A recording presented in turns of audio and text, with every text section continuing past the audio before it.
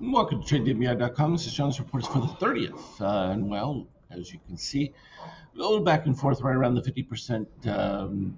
Little softness. We're still maintaining MBI white with the lead, but you do have magenta ahead. So bulls have a slight advantage here, but they're meeting a lot of selling pressure as they try to buy in. So it's just a question of whether they can overcome that. If we see a dip down in magenta, then we know that we're going to break below the 50, heading towards the zero. The reality is we'll see it earlier in the mid-range charts, 50K and even smaller time frames. When we look at the NQ, same struggle. Potentially a little stronger. So the NQ could be recovering a little bit as we're almost poised to cross over MBI white, and that would be a significant move. That would be the catalyst that would give bulls incentive. And what you're seeing is a rotation between the option group as well as hedge funds jumping into the dip situation. So it's a back and forth. And again, you got nowhere to go. You can't go into treasuries. The yield's still too low relative to what inflation is, though. The signs for inflation could be improving here when we look at oil continuing its dive. So that's healthy. Got to get down below that 70 for it to be a real impact, but that could be a catalyst to give the Fed the impetus to make a move prior to the election. We'll see. They may wait till after the Democratic convention, which is until the middle of August. From a euro standpoint, of course, no real justification, but this will be a bonus for the euro with the oil continuing to slide. Now, that's predicate on the fact that we don't have any conditions in Europe as far as the war with Russia and whether they have any continued supply disruptions or even something happening in the Gulf. Tensions continuing to rise there. So those are always the unknowns, and you just deal with that unless there's something significant that takes place. It just is what it is. Gold, again, while it may be under slight pressure with the idea of easing in that, it's still going to continue its rise. There's no way around it because inflation has not been killed. It's not dead. It's not even remotely injured.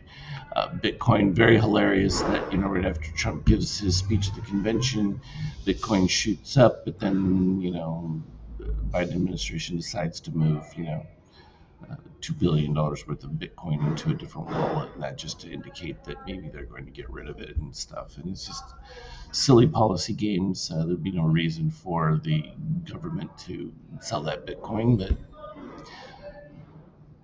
you never know. Stupid things that governments do. It is what it is.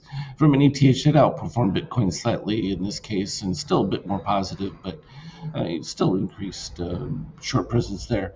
So they're going to continue to battle, and I think it'll look a lot like gold. So it's just one of those things back and forth. And you can see we've been stuck at this 50% retrace of the down move from a 50K standpoint. Bullish at the current moment, but we had this MBI white spike. So I would say any weakness or below that 50% level, and you're definitely going to be looking at a significant short configuration.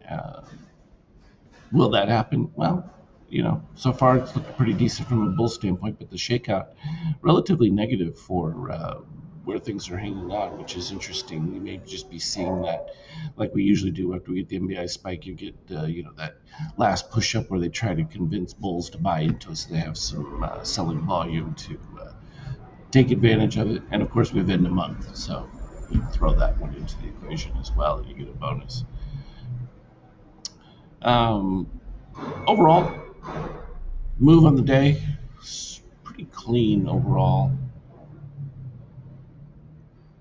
And when we go back, you see that's the pre-market. Again, it's just a matter of testing those stops down below. Option situation takes place, and then you fight it back and forth. I think I've gone too far there. Well, let's get caught up. Okay, playing funniness with my charts. There we go. That's the current setup as we're speaking at this particular stage. I think it'll probably continue that way. With all of the relative headwinds, it's kind of benign, and that I think favors bulls in this particular situation. Volatility is still relatively high, but I think that probably as we start into next month, that will change a little bit. It's going to depend on the political situation. I think that's going to drive a lot of this stuff going forward. So we'll see how that starts to play out. Again, we'll see it on the indicators. You can look for renewals to be coming out, so we'd be all set for August. As always, anything relevant, up on a Skype chat. Have a good one. Trade well.